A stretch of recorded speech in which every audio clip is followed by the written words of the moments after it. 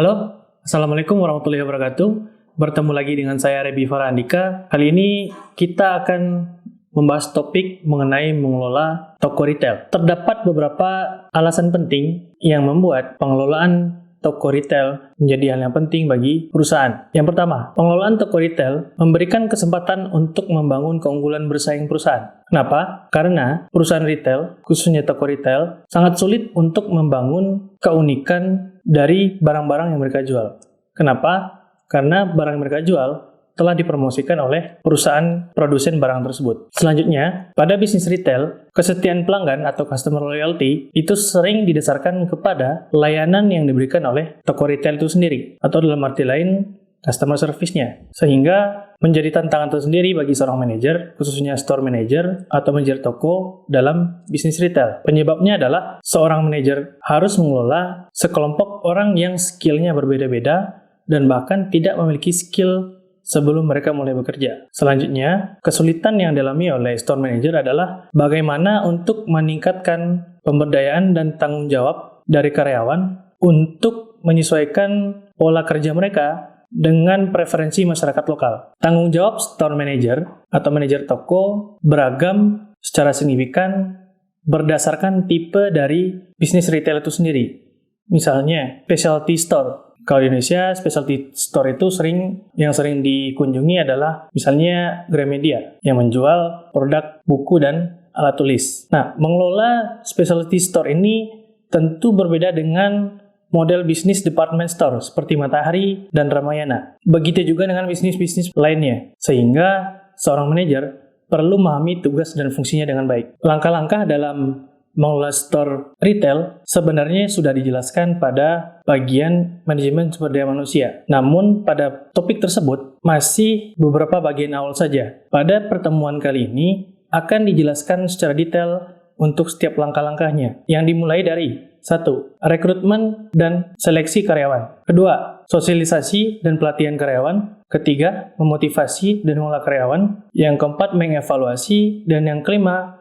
Memberikan kompensasi serta reward kepada karyawan. Tahap pertama, merekrut dan menseleksi karyawan untuk toko retail. Dalam rekrutmen dan selection, ada beberapa tahap yang harus dilalui. Seorang manajer harus melakukan analisa pekerjaan. Apa yang dimaksud dengan analisa pekerjaan? Yaitu memetakan berbagai tugas dan pekerjaan yang akan muncul dalam proses bisnis dari bisnis retail itu sendiri. Mulai dari distribusi barang, stok, penyusunan dan penataan barang, sampai kepada penjualan di kasir. Setiap proses harus diidentifikasi dengan baik. Setelah melakukan job analysis atau analisis pekerjaan, akan diperoleh dua hal, yaitu job description dan job specification. Job description atau deskripsi pekerjaan berisi tugas dan tanggung jawab dari posisi pekerjaan yang muncul di dalam proses bisnis. Sementara job specification adalah spesifikasi orang yang dapat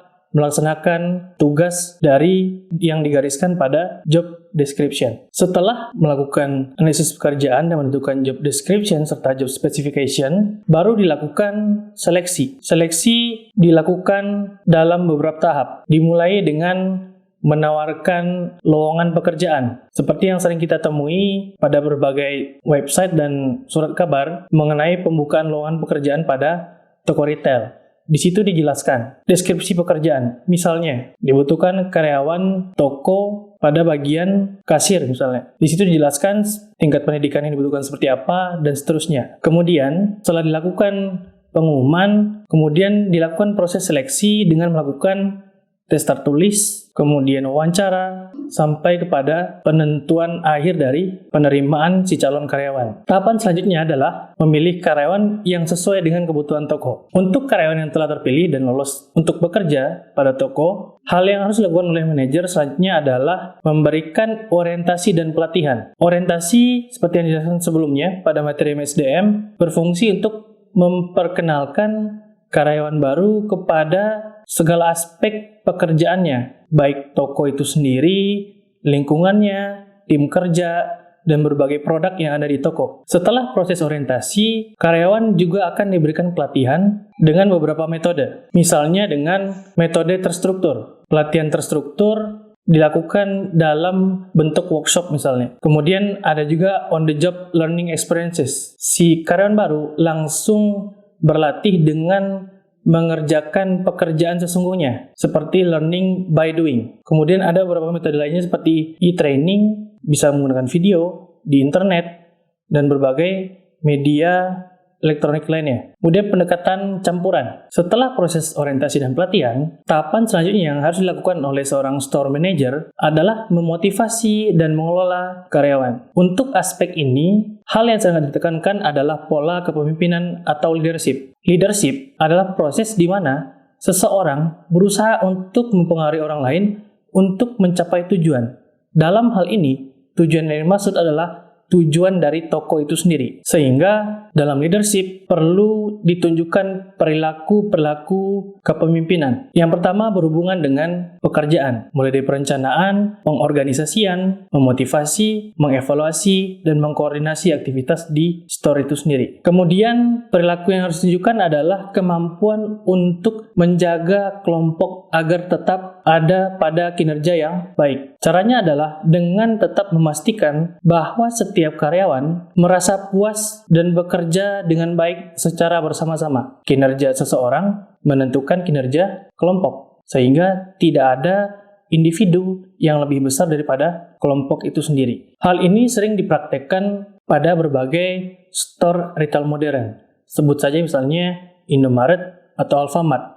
Seperti yang sama-sama kita ketahui, pada retail modern tersebut hanya terdapat sedikit karyawan. Mungkin bisa saja hanya satu store manager dan 2-3 orang karyawan. Dan mereka bekerja secara tim. Kinerja satu orang akan menentukan kinerja mereka secara bersama-sama. Dalam memimpin, terdapat berbagai cara atau pendekatan kepemimpinan yang digunakan. Yang umum kita ketahui, ada gaya kepemimpinan otokratis, ada gaya kepemimpinan demokratis. Di mana gaya kepemimpinan otokratis lebih penekanan kepada pencapaian tujuan, sementara gaya kepemimpinan demokratis lebih menekankan kepada interaksi antar tim untuk mencapai tujuan secara bersama-sama. Nah, gaya kepemimpinan inilah yang akan menentukan keberhasilan toko retail dalam bersaing. Memotivasi karyawan bisa saja menjadi tugas yang sulit bagi seorang store manager, tetapi hal ini menjadi hal yang sangat mutlak yang harus dilakukan oleh seorang manajer, sehingga dibutuhkan ketahanan dan kesabaran dari store manager itu sendiri. Terdapat beberapa cara yang digunakan untuk memotivasi karyawan. Yang pertama, dengan cara menetapkan tujuan,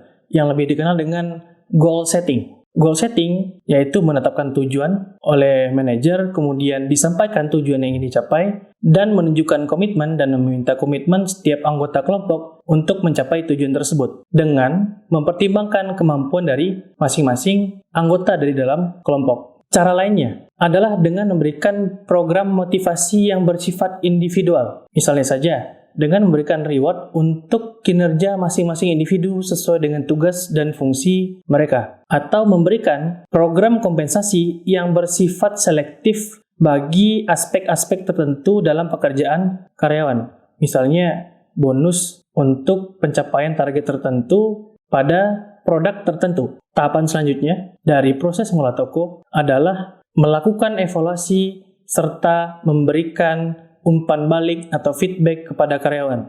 Manajer yang baik selalu memberikan evaluasi dan memperlihatkan hasil daripada evaluasi tersebut kepada si karyawan agar karyawan mengetahui kelebihan maupun kekurangannya di mana dan bagaimana memperbaiki kekurangan tersebut atau bagaimana meningkatkan hal yang sudah baik tersebut. Di dalam evaluasi, yang dapat melakukan evaluasi adalah si manajer itu sendiri. Pada bisnis retail modern yang besar, sistem evaluasi biasanya sudah dirancang oleh Departemen Personalia atau Departemen Sumber Daya Manusia. Yang paling berhak untuk melakukan evaluasi itu sendiri adalah atasan langsung atau immediate supervisors dari setiap karyawan. Hal ini dilakukan untuk menjaga fairness dari proses evaluasi itu sendiri, karena kinerja karyawan yang paling tahu adalah atasan langsungnya. Kapan evaluasi dilakukan? Atau seberapa sering? Evaluasi dilakukan umumnya tidak terlalu sering, hanya 1-2 kali dalam setahun. Kalau 1 kali dilaksanakan di akhir tahun, kalau 2 kali bisa saja per semester atau per 6 bulan. Feedback dari evaluasi ini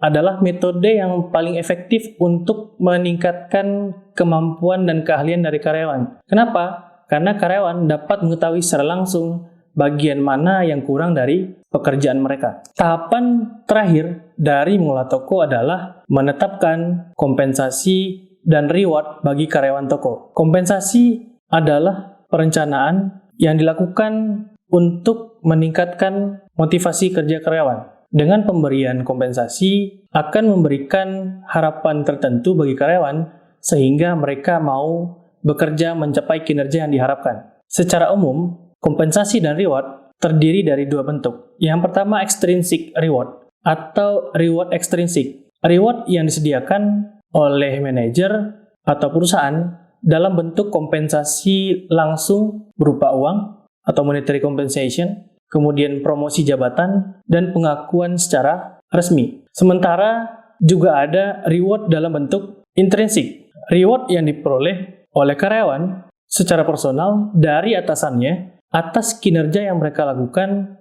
khususnya kinerja yang baik. Nah, untuk intrinsic reward dapat diberikan dalam bentuk job enrichment atau pengayaan pekerjaan. Pengayaan pekerjaan ini maksudnya adalah memberikan tanggung jawab yang lebih luas kepada karyawan. Program kompensasi akan efektif untuk memotivasi dan mempertahankan karyawan ketika karyawan merasa bahwa rencana kompensasi tersebut cukup adil dan kompensasi sesuai dengan effort yang mereka berikan. Contoh, kompensasi dalam bentuk gaji yang ditetapkan. Misalnya, kalau di Indonesia diatur dalam upah minimum regional. Nah, jika mereka memberikan kinerja yang lebih dari standar, bisa saja karyawan mendapat bonus atau imbalan tambahan. Kemudian juga ada kompensasi dalam bentuk insentif kelompok. Setiap anggota akan mendapatkan insentif sesuai dengan porsi pekerjaan mereka masing-masing. Dalam merancang program kompensasi, terdapat beberapa elemen yang harus dipenuhi. Yang pertama, jumlah dari kompensasi itu sendiri, layak atau tidak. Yang kedua, tingkat presentasi dari kompensasi yang didasarkan insentif yang diterima. Kompensasi dalam bentuk insentif akan efektif ketika kinerja dapat diukur secara mudah dan tepat. Sehingga sistem ini sulit digunakan untuk mengukur kerja tim atau aktivitas yang bersifat non-selling, misalnya pekerjaan administratif. Itu sedikit sulit diukur, kemudian pelayanan pelanggan, serta kinerja dalam menjual produk. Sekian untuk topik mengelola toko. Untuk kesimpulan, peran seorang manajer toko menjadi sangat signifikan dalam menentukan kinerja dari bisnis retail itu sendiri. Seorang manajer harus mampu memahami proses pengelolaan karyawan sampai kepada memotivasi mereka dan menetapkan program kompensasi yang sesuai. Sampai bertemu dalam topik-topik berikutnya. Assalamualaikum warahmatullahi wabarakatuh.